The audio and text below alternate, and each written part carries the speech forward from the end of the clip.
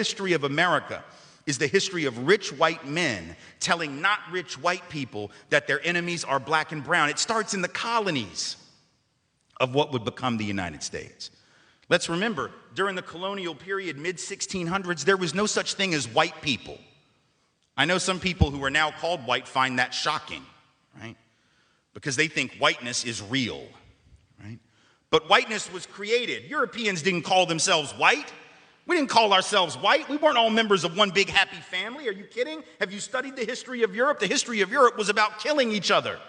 That's what we did in Europe. We just killed each other before we figured out there were other people to kill. We just killed each other, right? I mean, that was the history of Europe. The English hated the Irish, right? Northern Italians didn't even think that Southern Italians were Italians. The Germans hated everybody, and everybody hated their ass right back, right?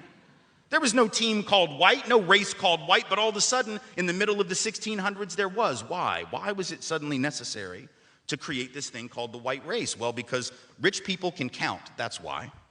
And so rich folks looked around, the ones that owned all the land, you know, in the colonies, the colonial elite looked around and they realized something, that they were heavily outnumbered by African enslaved folks, by European indentured servants who were just one level above a slave, or other Europeans who weren't technically indentured servants, but they were still peasants, didn't have any money, didn't have any land, and they could do the math. They added it up and they were like, damn, we got to figure out a way to split these folks apart from one another or they're going to rise up and take our stuff, right?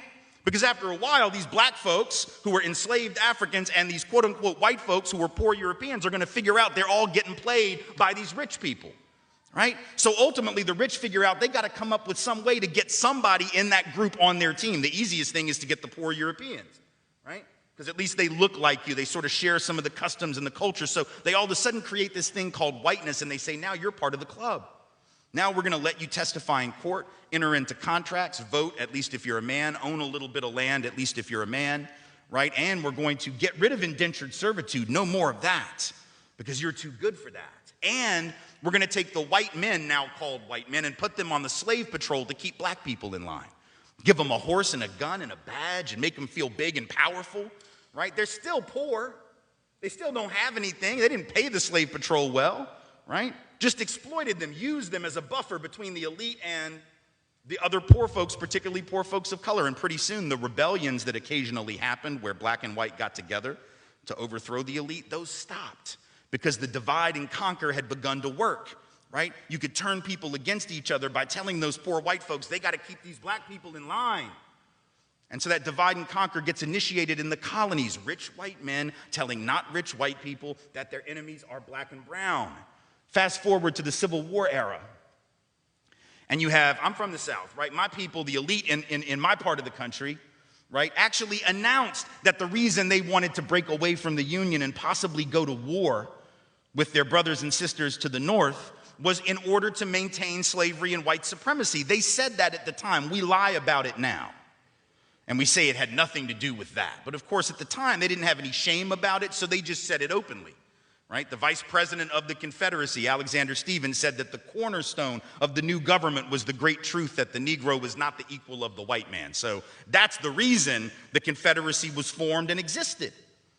But here's the trick. If I'm rich and I want to go to war to protect my ownership in other human beings, my property, but you're poor and you don't own any enslaved people, why the hell would you go fight to protect my stuff? Because I'm a rich person. I'm not going to fight. Rich people don't go to war. Right? Rich people get poor people to go to war for them, whether it's in 1860 or whether it's during the 1960s or whether it's today, right? Rich folks get doctors to write notes for them that say that they have heel spurs and that's why they can't go to Vietnam. And if you don't know who I'm talking about, you can Google that shit because he's sitting in the White House right now, right? Oh, I can't go fight. I have heel spurs. Send some poor kids to do that for me, please, right? So that's been a long-standing tradition. So the rich have to figure out a way to convince the poor to go fight for them. But that's a hard thing. That's like a hard sell, right? Like how the hell, why would you do that? Why would you go fight to protect my property rights when you don't own anything? The only way you would do it is if that rich person comes to you and says, hey, listen, you gotta go fight because we gotta maintain our way of life because if these people get free, they're gonna take your jobs. No, fool, they already got your job. That's how it works, right? Because if I'm white and I got to charge you $1 a day to work on the farm, but you can get a black person to do it for nothing because you own them. Guess who got the job? Free got the job, right? So in a sense, poor white folks would have been better off joining with black folks to overthrow the slave system. That would have raised the wage floor of all working people. But they got tricked by rich white men telling them that their enemies were black and brown. Fast forward to the 1930s. And you have white labor leaders. They're not even the elite, right? The labor leaders are not the elite, but they're the elite within the labor movement. And even they had fallen for it at this point. So they didn't want to integrate their unions. And they would say things like, well, we can't have black people and Mexicans and Chinese folks in our unions because if we do that, it's going to reduce the professionalism of our craft. We have to maintain the integrity of our profession. No, fool, you need more people in the damn union is what you need. And if you don't let those folks in, guess what happens when you go out on strike? Who is the boss going to use to replace you? They're going to replace you with the very same black and brown folks that you didn't want to work next to, right? And so at the end of and then you're going to blame them for taking your job rather than the white rich dude for giving it to them, right? Divide and conquer.